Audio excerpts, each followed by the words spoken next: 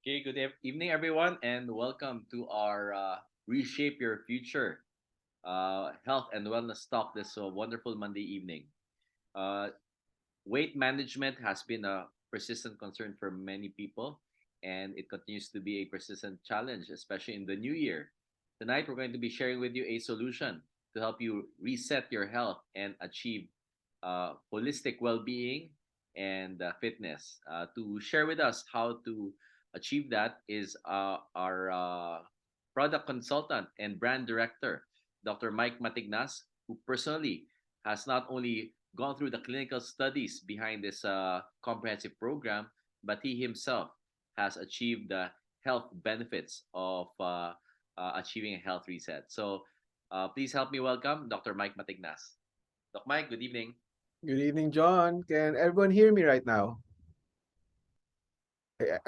Okay ba yung sound? Can you hear me? Yes? Okay, great. Thank you.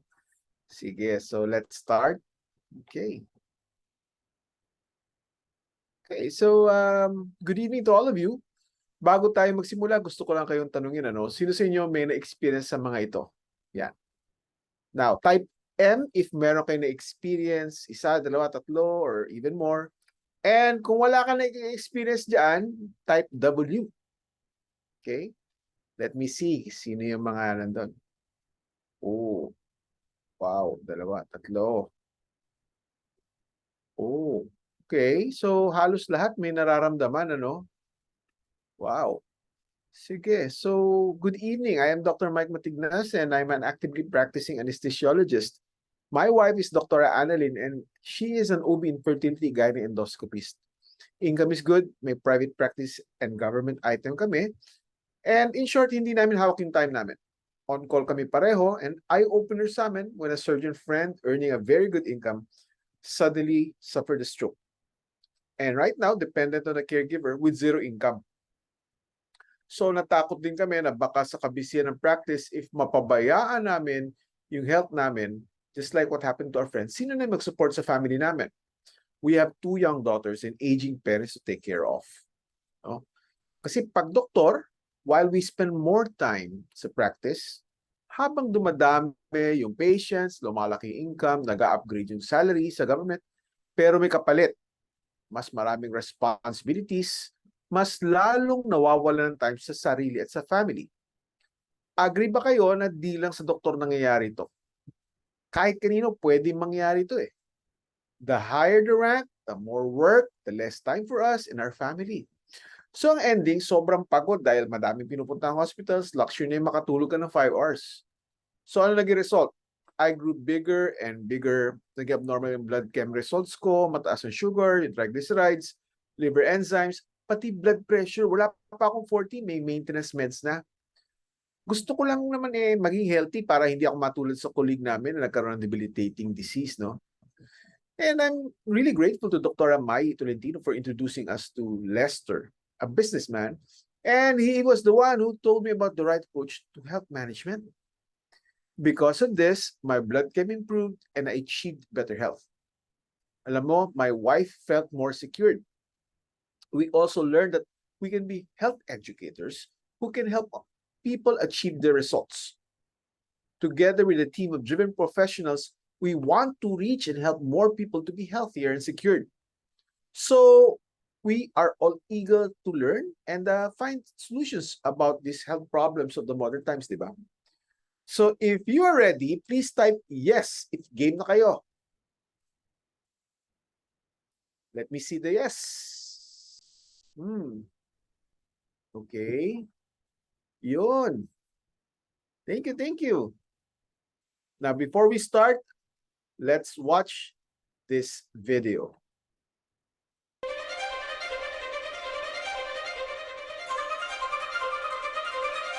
I'm 5'10" and 242 pounds. I always say this is the biggest I'm ever going to be, and I said that like 20 pounds ago.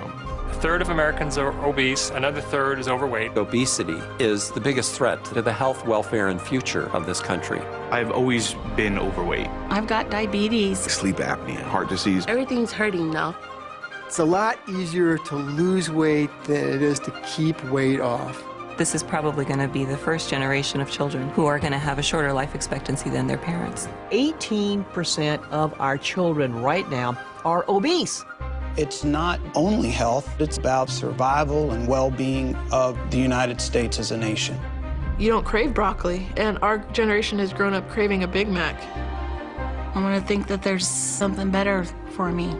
Unless we're able to control this epidemic, we're going to have an abundance of chronic disease. All of us have to be part of the solution to reduce obesity. The weight of the nation is out of control, but we can fix that. If we don't now take this as a really urgent national priority, we are all going to pay a really serious price. Obesity will crush the United States in oblivion.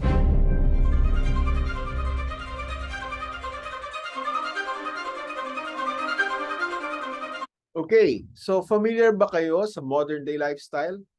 Long hours of work, traffic, fast food, short hours of sleep, sedentary long hours na nakababad sa cellphone, sa monitor ng tablet, laptop, or even LED TV. Lahat ng ito nag-iinit ng blue light, no? Yan. Now, if may choice tayo, ano mas gusto natin? Poor body chemistry or yung tipong resilient body chemistry? What do we want to have? Let's watch this one and you tell me later on ano yung gusto nyo.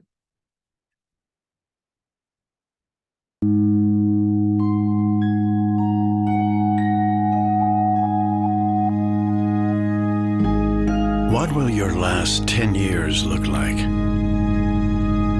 Will you be quick enough for a game of tag with your grandchild? Strong enough to embrace every moment?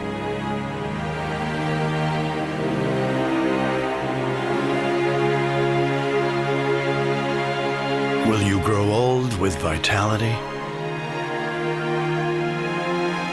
Or get old with disease?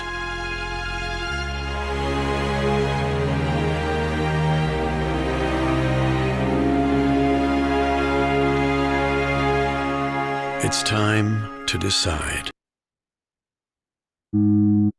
Okay, so did you know that heart disease is still the #1 killer in the Philippines? 2020, 2021, yan yung trend, no? Sumunod dyan yung stroke, then cancer, then diabetes, no? So yung tanong kanina, alin gusto nyo? Yung healthy o yung sickly? Yan ang tanong, no? Now, halos 4 million Filipinos na ang may diabetes. Karamihan dito acquired. At gaya ng nabanggit ko kanina, ito ang mga result ng sobrang napabayaan sa kusina o kaya ay meron silang hereditary condition. No? Now, it is predicted that this will double in 1 to 2 years. No? If we can be a part of the solution, would you like to help out? Yan yung tanong. Okay? So, ano yung ginagawa ng mga Pinoy para maging healthy? Exercise and fad diets. Yan, all over the internet yan, ang dami-dami. The problem is they don't know that exercise is only 15% of weight management. Majority or 85% is based on our food intake. When you do a lot of exercise, your brain signals the body to eat more because you are burning more calories or energy. This is the reason why people doing a lot of exercise don't lose the weight. Kasi after exercising, ano kasunod? Bonding time, kumakain ng pansit, siopaw, nagso-soft drinks, nag-iced tea, nagmi-milk tea. Oh, may gumagawa, nakaka-relate ba? Now, if you are able to relate to that, yun, alam na this, no? Now, yung isang paraan is fad diets, no? Like ketogenic and intermittent fasting. Because of reduced nutritional intake, papayat din naman talaga initially. But the question is it sustainable? Ketogenic diet does work for a certain population, but for people with medical conditions like obesity, hypertension, diabetes, this can potentially worsen their status. Isa pa, we need sugar for normal brain function. Intermittent fasting, because of prolonged period of fasting, you will also lose the weight. Pero anong nawala ang tanong? Okay? Is it tubig, taba, buto, o muscle? Okay? Now, ang muscle kasi, ito yung sumusunog sa taba. So, pag ginutom mo ang sarili mo, yung muscle susunugin ng katawan natin. So, initially, weight loss, okay. Pero magpa-plateau din yun. And pwedeng mag-yo-yo or mag-rebound yung pagsustore ng taba. Huh? Yan. Tapos, pagka gano'n nangyari, stressed out ka eh. Tataas din yung stress hormone mo. Ito yung cortisol. Pag tumaas ang level ng cortisol, storage mo din yung ating katawan. Magtatago yan ng mas maraming taba in preparation for the starvation period. Pero meron naman mga healthy type of restrictive feeding na tinatawag, no? But not fasting. But you will need the guidance of a knowledgeable person. Pero if pwedeng di mag-fasting or magutom, pero healthy ang body composition mo, mas okay ba yun? Pag sobrang dami kasi ng taba sa katawan natin, ito ay humahantong sa pagiging obese. And kasama sa problema ay ang pagkapal ng taba na nakapalo sa organs natin o tinatawag na visceral fat. Okay? Now, pag ang visceral fat natin ay makapal, ang tendency, lumalaki yung tiyan, tinutulak niyan ang baga natin para lumiit. No? Kasi pag mataba, malaki ang tiyan, mas maliit ang kapasidad ng baga, mas madaling mapagod. Mas madaling hingalin. Pag obese din, doble din ang trabaho ng puso. So, mas malaki ang hirap ng puso. Pwede itong mag-cause ng pagkapal ng muscle ng puso at eventually mag-develop ng sakit sa puso. Yung visceral fat din can also increase the risk of cancer. Sabi nga ng isang gynecologist, kapag makapal ang visceral fat, mas mataas din ang risk na magka-cancer. Ang isa pang sakit na pwede makuha is diabetes. This lifestyle disease is a buy one, take three or more. Dahil sa diabetes, pwede tayong mabulag. Napakamahirap mawalan ng paningin, right? Pwede ding masira ang bato dahil sa nephropathy at mauwi sa pagdadialysis. Magkano po ba ang dialysis per session? Typically, 2 to 3 times a week. Yan, no? Roughly 50,000 a month. Mabigat yun, di ba? Lastly, neuropathy. Magiging manhid ang ating mga paa, maaari din naman na di natin maramdaman na meron na palang sugat o kaya ay na-infect na yung paa natin. Before you know it, may diabetic foot na. At ito ang pinakang maraming rason bakit napuputol ang paa. Okay? Now, lahat naman tayo starts from being healthy and fit. But because of our lifestyles, nasisira ang ating katawan. Nagkakaroon tayo ng poor body chemistry at dumadami ang sukal at bad fat. If di makokorek, organ deterioration na yung kasunod niyan, no?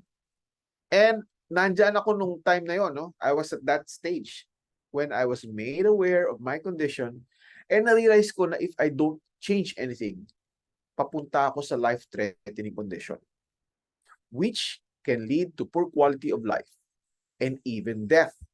So, no choice ako but to shift to a better lifestyle. Okay? So, goal ko now is to be fit and healthy. Okay? Now, I am back to stage 1. Kayo po, anong stage po ba kayo ngayon? Yan ang tanong ko eh. And given the chance, ano po yung gusto nyo i-target na stage? Yan. You don't have to answer me. Just have to take note. Saan ka ngayon? Saan mo gusto? Ako, definitely, I'm now in stage 1. From stage 2, I want to go back to fit and healthy stage. Okay? Okay, marami naman tayong weight loss solutions nowadays, pero marami pa rin nakaka-experience ng yo-yo, rebound, or lose some, gain more. Yun bang payat now, pero doble next year? May naka-experience ng ganon? This is because their approach to weight or obesity is weight loss only, not fat loss. In these cases, nagugutom sila. So yung pagbaba ng timbang, hindi nila alam na babawasan yung muscle nila. Pag bumaba ang muscle mass natin, humihina ang metabolism, and so pagka sila ay nag-rebound, mas malaki. And yung kanilang weight comes back with a vengeance, no? Yan. Now, allow me to introduce you to the Health Reset Program. This is a healthy, holistic, balanced, and comprehensive program that targets fat loss and builds muscle and promotes healthy metabolism. 3 simple steps to best body ever: the right nutrition, the right micronutrients, and the right habits. 3 steps. Isa-isahin natin, ha? Okay? First step is to teach a healthier way of eating without starvation. Mas marami kang kakainin pero mas maganda ang weight management na hindi nagka-calorie counting and individualized. To simply put it, something that will jumpstart you to a healthier lifestyle. Pwede siya ding magmula sa turo-turo hanggang sa fine dining, pwede mong gawin. And by the way, pwede ka palang mag-rice dito sa program na to, ha? Kasi rice is life, di ba? Yan. Step number 2, right habits. Gaano katagal ang tulog mo sa isang gabi? Nakakatulog ka pa ba? Nagsiskip ka ba ng meals? Uminom ka ba ng maraming tubig? Sa program na to, tuturuan tayo ano yung right habits to complement the right nutrition. Our team will also teach you how to monitor yourself through an online support. Okay? Third is to help our healthy transition by optimizing our nutrition. Gumagamit tayo ng nutraceuticals. Ito ay mga pangontra sa pagtanda ng katawan na madaling i-absorb ng body natin or tinatawag na chelated form.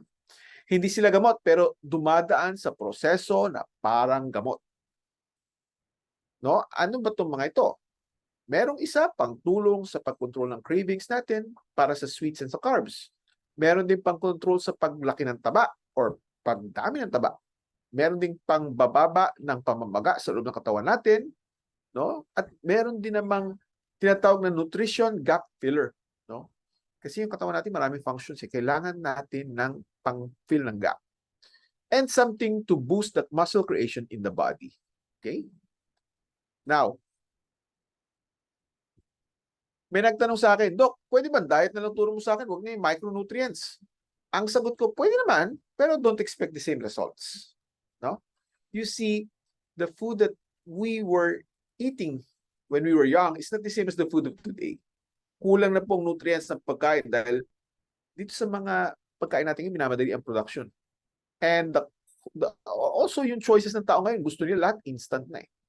No? And that's the sad reality of the current day situation. Okay?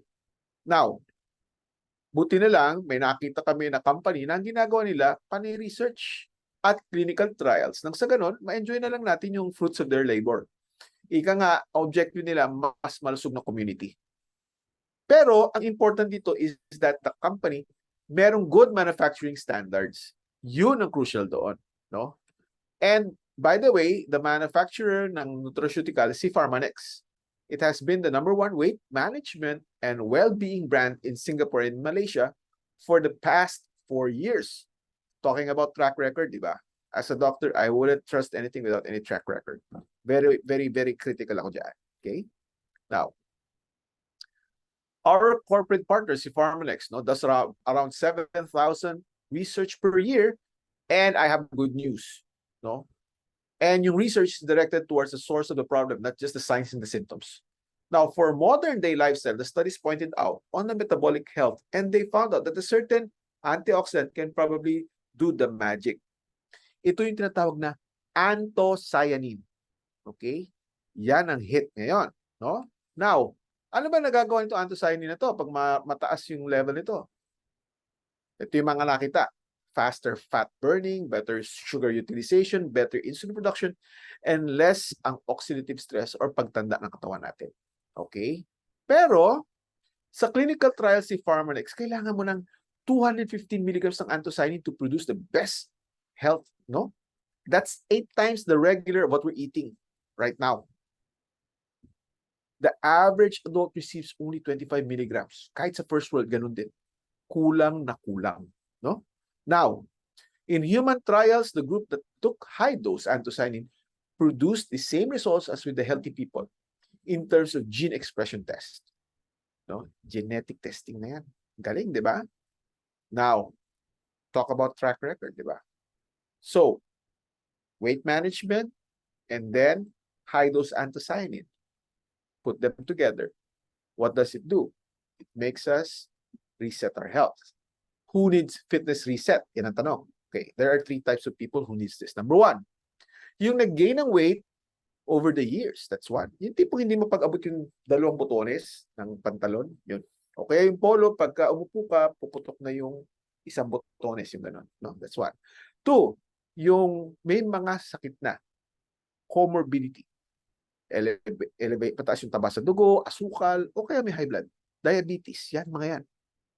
O kaya yun na lang 35 o mahigit yung waistline. And third type, yung mga tao na gusto at the peak of the performance. Okay? Now, these are some of the people who had great results. They follow the protocols and coaching. Some of their concerns were may polycystic ovarian disease, mabagal yung metabolism dahil sa age, di magkaanak at ang gusto, kumasa sa magagandang damit na binili nila, to name a few.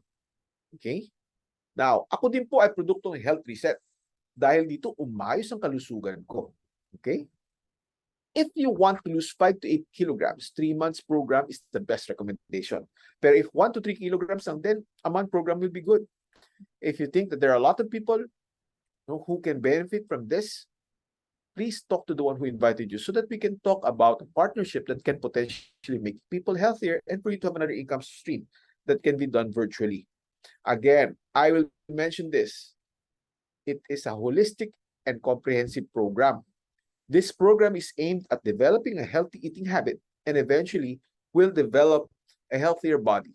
Hindi siya overnight pill that once you take, you get sexy or macho, ha? This is a long-term goal of achieving a healthier body as you age. If you have questions, please ask the one who invited you. Okay? Now, what's next? Get your carotenoid scores and body composition analysis from the one who invited you. Next is individualism consultation ito. Decide what option you would like to choose based on your capacity. No? Work with your health advisor closely so you can get the optimum results and enjoy a healthier life today. That's been my part. I turn you back now to John. John? Thank you very much, Dr. Mike Matignas. So at this point, we're gonna go into our breakout rooms. So if you have if you have a guest, kindly send me a message so I can assign you to the respective breakout room. And for the rest, maybe Doc Mike, if you can give some tips for our partners on how to approach how you began your business as you lost weight. How were you able to set up your business in weight management successfully? Well, basically, John, yung ginagawa lang naman natin, it's evidence-based, no? So, ang tao, always in denial. Hindi ako ganyan, hindi ako ganyan, hindi malaki yung tiyan ko, hindi mataas ang asukal ko. Ganun sila lagi in denial, no? Pero, once we are able to educate them, ito yung mga problem, and then, so theoretical yon, di ba? Followed by assessment. Importante ma-assess eh. So, kahit nga simpleng weight saka height, BMI, di ba? That can already be a talk point to them. Pag ang sa Asian kasi, pag ang BMI sa babae, more than 20 sa Asia, mataas na yon. Obese na yon, di ba? Sa lalaki, 23 and above, mataas na yon, obese na rin yon, no? So, ito. Tapos pagdagdagan pa, tanungin nyo, may diabetes ba sila? Mataas ba asukal nila? Typically, they already know. Para malalaman, number 1, may maintenance medication. Okay? Number 2, marami nang nararamdaman or probably may kapatid na nagdialysis o kaya may nagka-cancer sa family.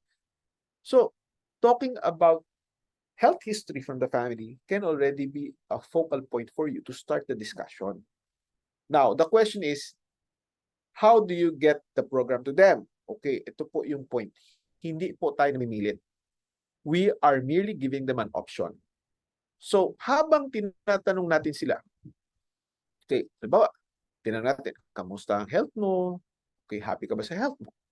Sabi niya, hindi nga kasi hihirapan ako ngayon. Laki ng bewang ko. Talaga?